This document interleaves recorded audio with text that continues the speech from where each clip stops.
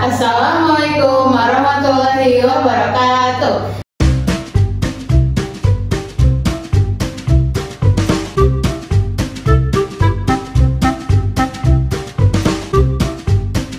Waalaikumsalam.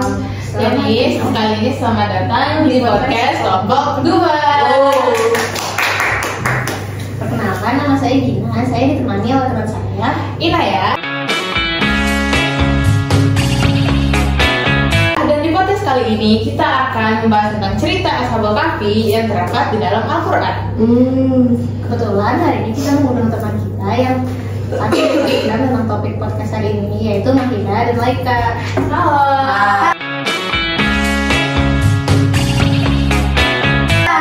Jadi gimana nih kabar kalian berdua, Laika dan Mahya? Alhamdulillah sih gue baik-baik aja. Lu gimana ya? Baik juga kok. Kita mau membahas Ashabul Kahfi ya. Iya nih, kebetulan hari ini kita akan membahas soal agama. Coba sebutin apa aja rukun iman sama rukun Islam. Rukun iman itu beriman kepada Allah, kepada malaikat, kitab, kepada Rasul dan Nabi, dan kepada qadar dan qadar. Nah, ngomong tentang iman kepada kitab nih, kalian pernah gak sih baca banyak sejarah yang menyebutkan cerita-cerita dalam Al-Quran gitu? Pernah? Pernah kan? Iya. Coba sebutin gak kalian suka? Nabi yang dipaus. Nah, Soal bisa. Ngelahirnya Nabi Muhammad. Iya, bisa juga. Nabi Muhammad. Oh iya, kalian tahu gak sih yang ngomong tentang Ashabul Kahfi ya?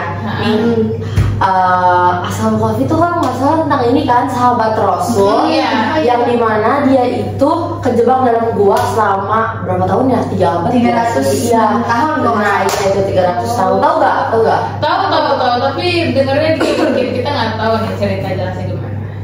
Tolong ceritain. Oke, Cerita ya. Cerita. Jadi kisah ini tuh terjadi sebelum zaman Nabi Muhammad SAW. Bermula dari negara bernama Afasus dengan pemimpin yang kejam dan penyembah berhala bernama Raja Dakianus. Nah, Raja Dakianus ini tidak segan untuk membunuh siapapun itu yang menolak diajak untuk menyembah berhala, guys. Jadi kayak Jamu Soeharto gitu. Oke. Oke, jadi kayak hingga kabarnya bahwa ada kumpulan para pemuda yang menolak menaati perintahnya. Jadi kayak akhirnya Raja Dakianus ini mohon dan memberikan mereka kayak upeti gitu dan perintah agar mereka itu menyembah berhala. Tapi para pemuda ini kayak tetap menolak dan teguh dengan kepercayaan Islam. Keren banget kan? Nah, akhirnya dikarenakan takut dengan suruhan-suruhan Raja Dakianus itu dan takutnya mereka malah diapain, dan mereka pun kabur atau lari ke gua yang gak jauh-jauh banget, sekitar 8 km dari Aman, pasalnya sih begitu, yang bernama dengan Gua Rajib. Nah, di dalam ke Gua Rajib itu mereka pun ketemu dengan anjing yang bernama Kotmair yang turut mengikuti mereka. Akhirnya pun mereka bersembunyi di gua tersebut. Terus gimana ya? Nah, terus setelah itu di dalam gua tersebut ya guys, para pemuda ini mereka tuh sebenarnya kan awalnya kan cuma bersembunyi doang kan, dan mereka tuh kayak nggak dikekang lah, ya udah terserah gue aja mau gimana. Makanya kita sebagai umat muslim ya udah nggak apa-apa gitu, kita mau ngapain aja sesuai agama masing-masing selagi nggak nyerang satu sama lain kan. Setelah itu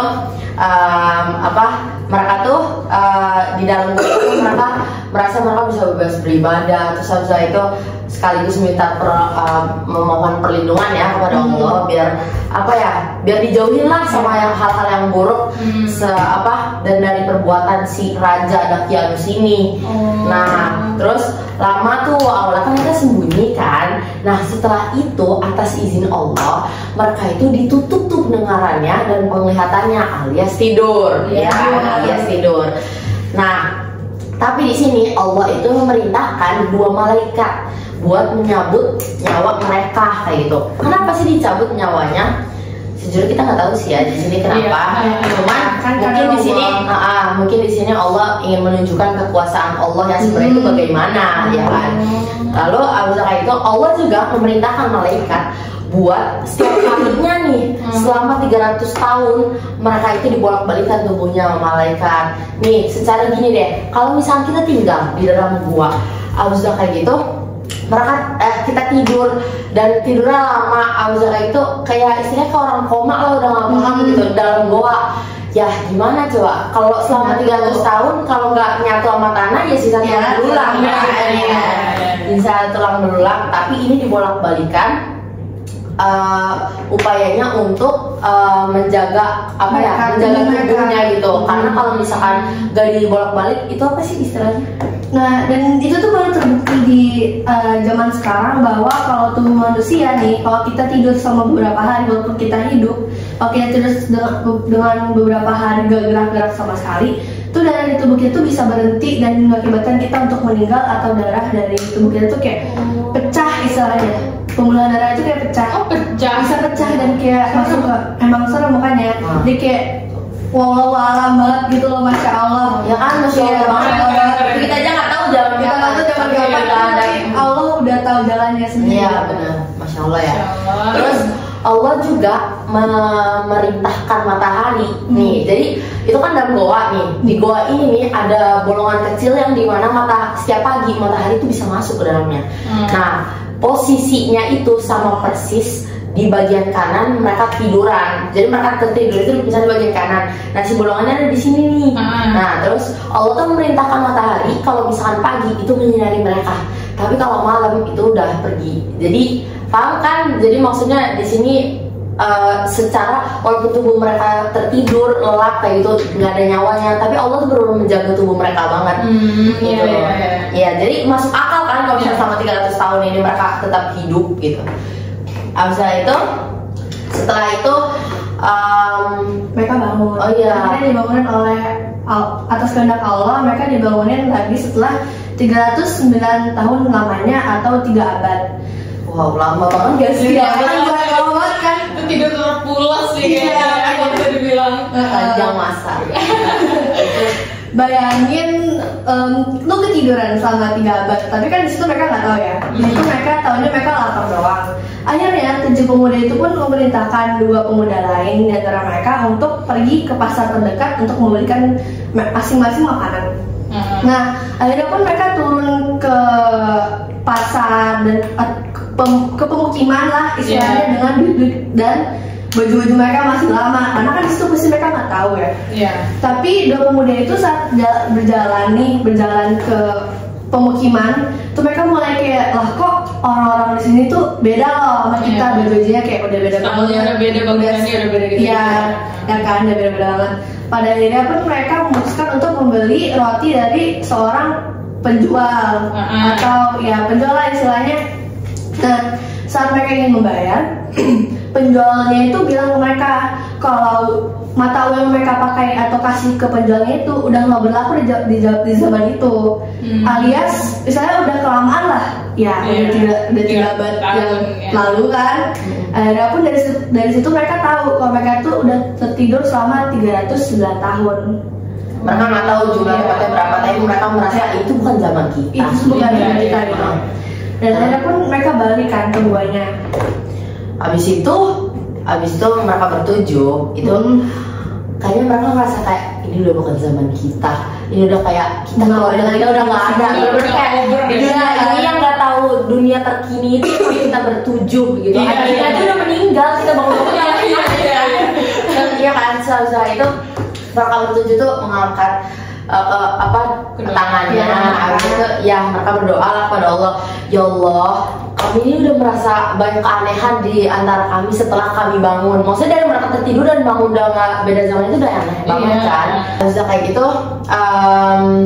apa nih? Nah habis kayak gitu kan mereka merasa aneh banget kan dengan dunia ini. Mereka tuh kayak, ya Allah, daripada kita ngerasain aneh-aneh yang kayak gini, udah beda zaman kayak gini, udahlah cabut aja lah, ini udah bukan zaman kita ya Allah gitu kan, cabut aja. Abis kayak itu Allah mencabut nyawa mereka, malaikat mencabut nyawanya, terus Allah itu melenyapkan pintunya tanpa bekas. Pintu gua tersebut. Dan baru ketahuan tuh sekitar 14 tahun segitu ya? Iya gitu. Jadi umuran kita. sebenarnya ini itu udah lagi dong. Kita lama dong. Nah, pokoknya itu pada tahun 1963 itu ditemuin tuh goanya sama arkeolog yang namanya itu Rafiq Wafa Ad-Dukani gitu.